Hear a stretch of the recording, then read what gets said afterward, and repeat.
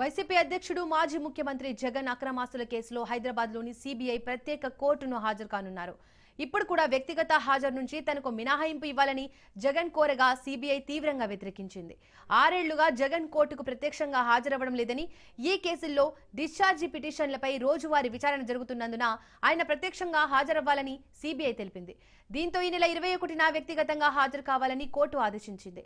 ఈ నేపథ్యంలో ఒక్కరోజు ముందే ఆయన కోర్టుకు హాజరయ్యేందుకు సిద్ధమయ్యారు.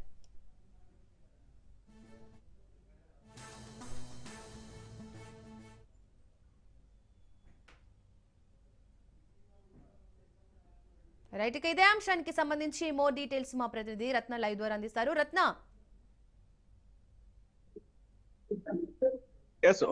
వైసీపీ అధినేత జగన్మోహన్ రెడ్డి మరికొద్ది సేపట్లోనే నాంపల్లి సిబిఐ కోర్టులో హాజరు కాబోతున్నారు.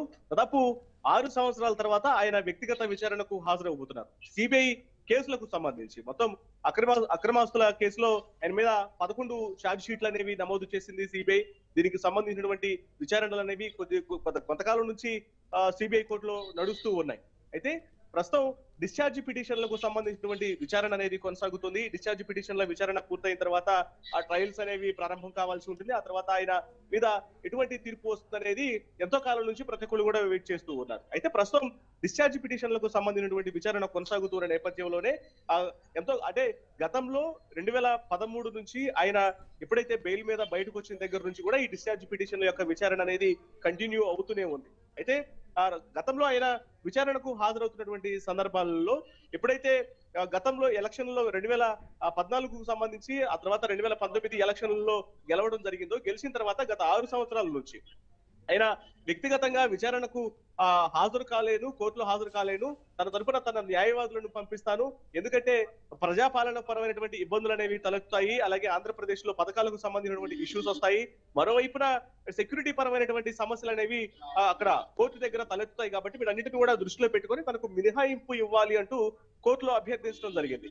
సో ఈ క్రమంలోనే కోర్టు ఇచ్చినటువంటి మినహాయింపుల మేరకు దాదాపు 6 సంవత్సరాల పాటు చివరిసారి ఆయన 2020 జనవరిలో చివరిసారి కోర్టులో ప్రత్యక్షంగా హాజరయ్యారు. ఇక ఆ తర్వాత కాలం నుంచి ఆయన లాయర్ల ద్వారానే యొక్క డిశ్చార్జ్ పిటిషన్ల యొక్క సంబంధించినటువంటి విచారణలో ఆయన న్యాయవాదులు పాల్గొంటున్నారు, కానీ ఆయన మాత్రం పాల్గొనట్లేదు.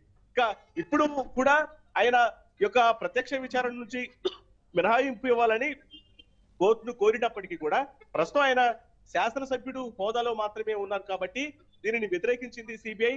రీసెంట్ గా ఆయన యూరప్ పర్యటన కూడా చేసి వచ్చారు. అప్పుడు కూడా కోర్టు అనుమతి తీసుకొని యూరప్ పర్యటనను ముగించుకొని రావడం జరిగింది. యూరప్ పర్యటనలో వెళ్ళొచ్చిన తర్వాత ప్రత్యక్షంగా సిబిఐ కోర్టులో విచారణకు ఆయన కోర్టులో హాజరు కావాలి అని తెలియజేసినప్పుడు అప్పుడు కూడా తనకు మినహాయింపు కావాలి అంటూ కూడా కోర్టుకు ఆయన తెలియజేసినటువంటి నేపథ్యంలోనే సిబిఐ దాన్ని వ్యతిరేకించింది. ఎందుకంటే డిశ్చార్జ్ పిటిషన్లకు సంబంధించి ప్రస్తుతం ఆయన ఖచ్చితంగా భౌతికంగా హాజరు కావాలి. పైగా ఆయన గతంలో అంటే ముఖ్యమంత్రిగా ఉన్నారు, ఇప్పుడు ముఖ్యమంత్రిగా లేరు కాబట్టి ఇప్పుడు కేవలం ఒక శాసనసభ్యుడిగా ఉన్నారు, శాసనసభ్యుడిగా మాత్రమే ఉన్నారు కాబట్టి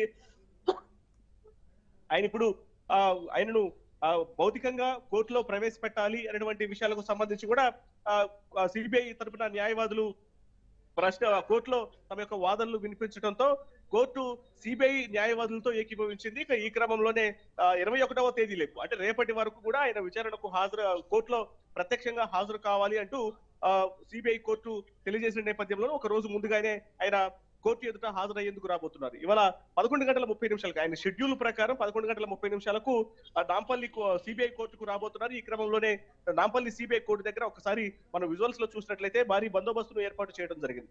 పూర్తిగా నాంపల్లి సిబిఐ కోర్టు పరిసర ప్రాంతాల్లో పోలీసు బందోబస్తును ఏర్పాటు చేశారు. రాకపోకలకు సంబంధించినటువంటి కొంత ట్రాఫిక్ పరమైనటువంటి నియంత్రణ కూడా కొనసాగుతుంది. వెహికల్స్ మొత్తాన్ని కూడా చెక్ చేస్తూ వచ్చేటువంటి వెహికల్స్ మొత్తాన్ని కూడా చెక్ చేస్తూ పంపిస్తూ ఉన్నారు. ఎందుకంటే జగన్మోహన్ రెడ్డి మొత్తం దాదాపు 6 సంవత్సరాల తర్వాత ఆయన ప్రత్యక్షంగా ఈ యొక్క కోర్టులో హాజరు కాబోతున్న నేపథ్యంలోనే కొంత ఇక్కడ పరిస్థితి అనేది కొంత ఉత్కంఠగా మారింది. ఎందుకంటే ఆయన 6 సంవత్సరాల తర్వాత కోర్టుకు వస్తూ ఉండడంతో పెద్ద ఎత్తున వైసీపీ క్యాడర్ కూడా ఇక్కడ సహకరించినటువంటి అవకాశాలు కూడా ఉన్నాయి. ఆయన ఇక మరికొద్ది సేపట్లోనే విజయవాడలో గన్నవరం ఎయిర్పోర్ట్ నుంచి బయలుదేరి ఒక ప్రత్యేక విమానంలో బేగంపేట విమానాశ్రయానికి చేరుకుంటారు. బేగంపేట విమానాశ్రయం నుంచి డైరెక్ట్ గా నాంపల్లి సిబిఐ కోర్టుకు వస్తారు. సిబిఐ కోర్టులో ఒక గంట పాటు 11:30 నుంచి 12:30 వరకు షెడ్యూల్ ప్రకారం గంట పాటు ఇక్కడ ఉండి ఆ తర్వాత లోటస్ పాండ్ కి వెళ్తారు లంచ్ కి. లోటస్ పాండ్ లో కొద్దిసేపు స్పెండ్ చేసిన తర్వాత తిరిగి బేగంపేట విమానాశ్రయం నుంచి గన్నవరం వెళ్లి అక్కడ నుంచి తాడేపల్లి నివాసానికి చేరుకుంటారు. రైట్ రత్న. ప్రస్తుతం ఆయన యొక్క షెడ్యూల్లో సో ఈ విషయాలన్నింటినీ కూడా తెలియజేసినటువంటి పరిస్థితి ఉంది. అయితే గత కొంతకాలం నుంచి మొత్తం ఇప్పటికే సిబిఐ మొత్తం 11 ఛార్జ్ షీట్లను దాఖలు చేయడం జరిగింది కేసులకు సంబంధించి. ముఖ్యంగా అక్రమాస్తుల కేసులు, బిట్ ప్రోకోకు సంబంధించినటువంటి కేసులు కావచ్చు, అలాగే గతంలో తండ్రి అధికారాన్ని అడ్డు పెట్టుకొని ఆయన భారీగా అక్రమాస్తులను సంపాదించారనేటువంటి విషయాలకు సంబంధించి కావచ్చు, మొత్తం 11 ఛార్జ్ షీట్లు నమోదైనటువంటి నేపథ్యంలోనే వీటన్నిటికి సంబంధించి కూడా ప్రస్తుతం కోర్టు విచారణ అనేది కొనసాగుతుంది. కాబట్టి ఇక మరికొద్ది సేపట్లోనే ఆయన ఇక్కడ కోర్టు దగ్గర నాంపల్లి సిబిఐ కోర్టుకు హాజరు కాబోతుండటంతో పూర్తిగా ఇక్కడ బందోబస్తులు నిర్వహించడం జరిగింది. మరోవైపున కోర్టులో ఆయన దాదాపు గంట పాటు ఉంటారా లేకపోతే మరి ఎక్కువసేపు ఉంటారా అనేది కూడా వేచి చూడాల్సినటువంటి అవసరం ఉంది. షెడ్యూల్ ప్రకారం మాత్రం గంట సేపు ఆయన కోర్టులో ఉంటారు అనేది మాత్రమే ఆయన యొక్క షెడ్యూల్ ద్వారా తెలపడం జరిగింది. ఇంకా కేసుల విషయానికి వచ్చినట్లయితే 2013లో ఆయన బెయిల్ మీద బయటకు వచ్చిన దగ్గర నుంచి కూడా అనేక సార్లు సిబిఐ కోర్టులో హాజరు కావాల్సినటువంటి పరిస్థితి తలెత్తింది. ఎందుకంటే డిశ్చార్జ్ పిటిషన్ల యొక్క విచారణ అనేది కొనసాగుతున్న నేపథ్యంలోనే ఆయన డిశ్చార్జ్ పిటిషన్లలో భాగంగా గతంలోనే తను ఈ కేసులో నిందితుడిగా లేను, తన యొక్క అభ్యర్థనను ఆలకించాలి అంటూ కూడా కోర్టులో అనేక సార్లు డిశ్చార్జ్ పిటిషన్లను దాఖలు చేయడం జరిగింది.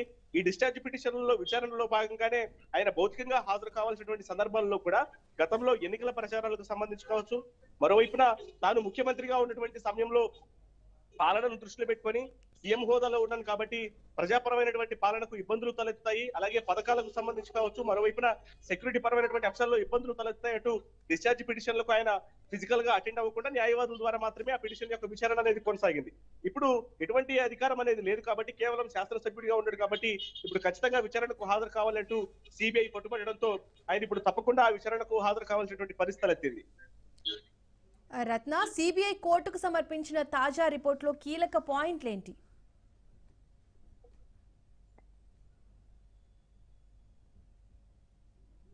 సో ప్రస్తుతం సిబిఐ కోర్టు దగ్గర ఒకసారి మనం చూసినట్లయితే పూర్తిగా పోలీసు బందోబస్తును ఏర్పాటు చేశారు. నాంపల్లి పరిసర ప్రాంతాల్లో అంటే ఆ పెద్ద ఎత్తున ఇటు ఏపీ నుంచి వైసీపీ శ్రేణులు ఇక్కడ సమీకరించినటువంటి అవకాశాలు పెద్ద ఎత్తున గుమికూడేటువంటి అవకాశాలు ఉంటాయి. ఇప్పటికే లక్డీ కపూల్ నుంచి మరోవైపున గాంధీ భవన్ పరిసర ప్రాంతాలు కావచ్చు, అలాగే ఇటు బాసప్ ట్యాంక్ పరిసర ప్రాంతాల్లో కూడా పూర్తిగా ట్రాఫిక్ పరమైనటువంటి ఆంక్షలను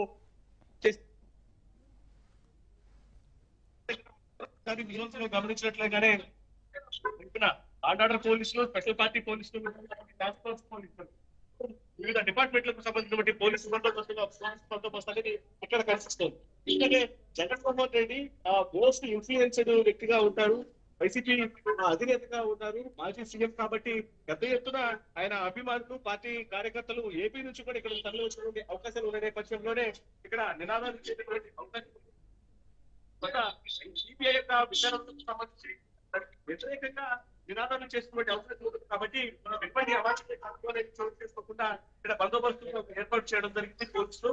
అందులో భాగంగానే మరికొద్ది సేపట్లోనే మరొక గంటలోనే ఆయన ప్రస్తుతం సమయం 10:30 అవుతోంది కాబట్టి ఇంకొక గంటలోనే ఇక్కడికి రాబోతూ ఉండడంతో మొత్తం దానికి సంబంధించినటువంటి అన్ని ఏర్పాట్లు చేసి ఆయన కోర్టులోకి వెళ్ళి కూడా పూర్తిగా ఏర్పాట్లు చేసినట్టు తెలుస్తుంది.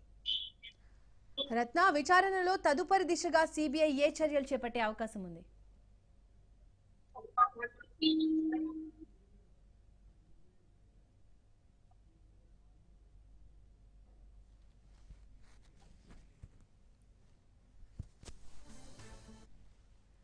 రత్న, విచారణలో తదుపరి దిశగా సిబిఐ ఎలాంటి చర్యలు చేపట్టే అవకాశం ఉంది?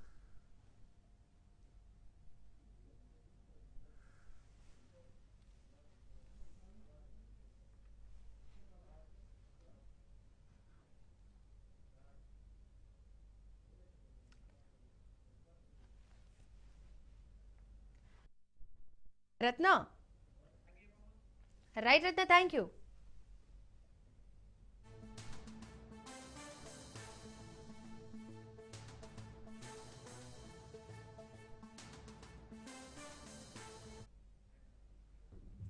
వైసీపీ అధ్యక్షుడు మాజీ ముఖ్యమంత్రి జగన్ అక్రమాస్తుల కేసులో హైదరాబాద్ లోని సిబిఐ ప్రత్యేక కోర్టును హాజరు కానున్నారు. ఇప్పుడు కూడా వ్యక్తిగత హాజరు నుంచి తనకు మినహాయింపు ఇవ్వాలని జగన్ కోరగా సిబిఐ తీవ్రంగా వ్యతిరేకించింది.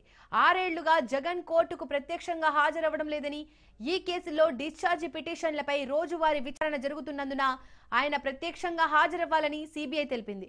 దీంతో ఈ నెల 21లోగా వ్యక్తిగతంగా హాజరవ్వాలని కోర్టు ఆదేశించింది.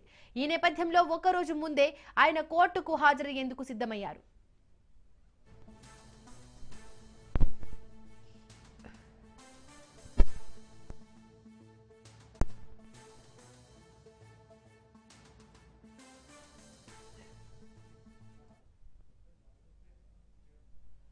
వైసీపీ అధ్యక్షుడు మాజీ ముఖ్యమంత్రి జగన్ అక్రమాస్తుల కేసులో హైదరాబాద్ లోని సిబిఐ ప్రత్యేక కోర్టుకు హాజరు కానున్నారు. ఇప్పుడు కూడా వ్యక్తిగత హాజరు నుండి తనకు మినహాయింపు ఇవ్వాలని జగన్ కోరగా సిబిఐ తీవ్రంగా వ్యతిరేకించింది.